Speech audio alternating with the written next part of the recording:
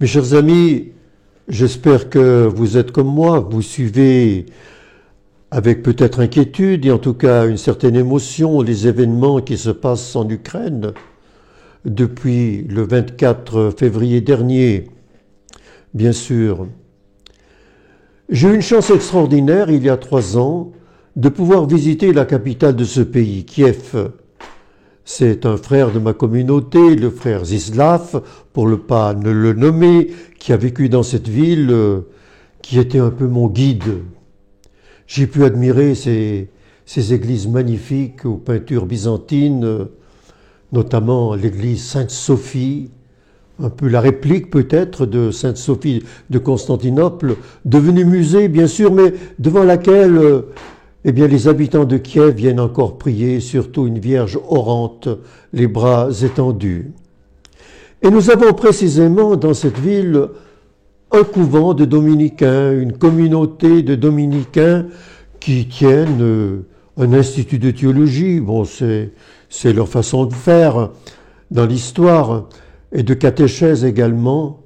Mais à partir du 24 février, évidemment, toute leur vie s'est transformée. Et il a fallu fermer ce centre. Il est devenu autre chose. Cette autre chose, nous pouvons le connaître en Suisse romande à travers une chronique très régulière qui est diffusée sur le site cat.ch à Lausanne et que vous pouvez très bien suivre. Cette chronique nous vient justement d'un frère de ce couvent qui nous raconte ce qui se passe dans cette ville au jour le jour, et plus précisément ce que les dominicains font maintenant au jour le jour. Ah oui, on est loin des grandes théories dogmatiques ou théologiques. Non, on sort dans la rue, on reçoit les réfugiés, on essaye de subvenir comme on peut à leur misère, on troque 1 litre d'essence contre une pizza si c'est nécessaire, etc., etc.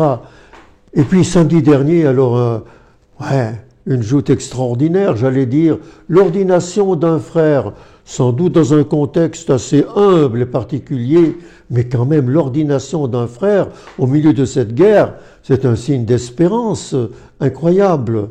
Je veux en vivre. Réfléchissant à tout ça, moi je pense à notre Père Saint-Dominique.